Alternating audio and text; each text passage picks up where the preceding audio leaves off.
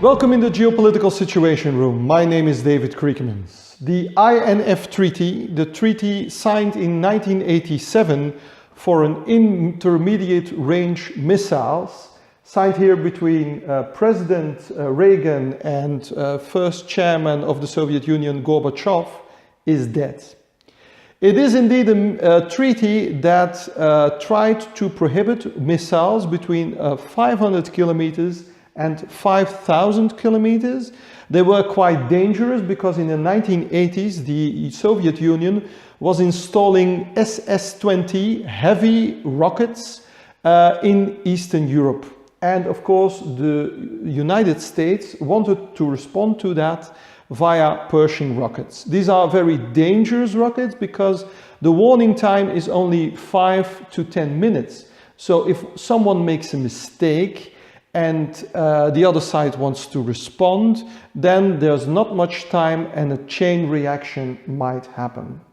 Now, of course, what has happened is that the Americans are referring to the new missile system of the Russians, the so-called Iskander rocket.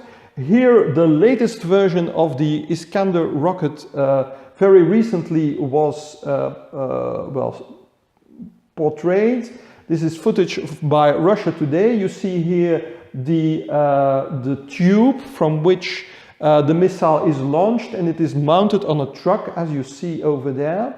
This is the Iskander rocket. The latest version is the 9M729, highly agile, much smaller than in the past, and it is indeed clearly a violation of the INF Treaty.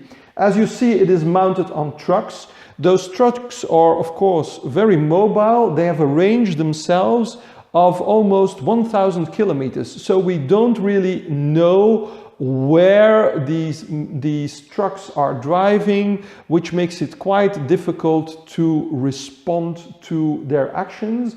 And as you see, the missiles are quite small, smaller than the SS-20s of the 1980s, so they can respond quite in a quick way to dangers. Now, what the Americans forget to say, and this is footage from NATO itself, is the Russians are referring to the fact that the Americans have installed and are installing a defense system. It's called the missile defense. It's installed in Romania and also on ships. This is the Aegis system on ships in the Mediterranean Sea. Let's say that the Russians launch a missile. What happens then? Well, the missile is immediately detected by satellites, and that information is given through NATO command, which is in Ramstein, as you see, headquarters. They will coordinate all the information and they will send it through all the assets, so the land-based radars and also the radars mounted on ships. They will start tracking the missile. Now, of course, the Russians are also adapting their technologies in the sense that in the future Russian missiles could even change course while flying, but these are shorter range missiles, so the potential for that is rather limited. They are detected, and then of course countermeasures can be installed also by the Aegis system on US ships. The Netherlands also has such a system on their ships. Now, of course, what we forget a little bit is that in the 1970s, both the American President Nixon and also the then chairman of the Soviet Union, Brezhnev, came to the conclusion that defensive weapons are as bad as offensive weapons because they destabilize the power balance between the two sides, and then the other side feels compelled to respond. But what has not been said too much recently, and we have to stress it, that the Americans do not only want to get out of the INF Treaty because of violations of the Russians, they also want to get out because the Chinese are developing their own system. This is the DS-26. It has been seen on Chinese roads multiple times. This is footage from people taking a snapshot of that missile.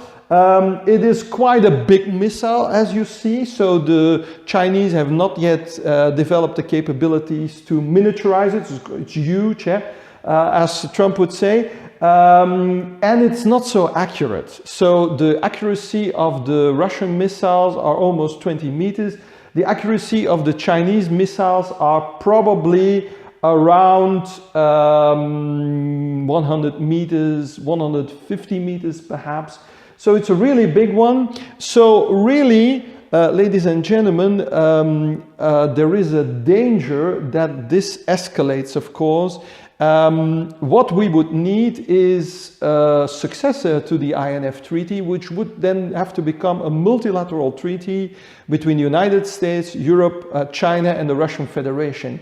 But for the moment, it is quite unlikely that such a thing might happen, because the bulk of the future defense in the South China Sea for China will be especially these kinds of missiles. So there is a danger that we will have a kind of multipolar Cold War going on, and the biggest danger is a missile crisis for Europe.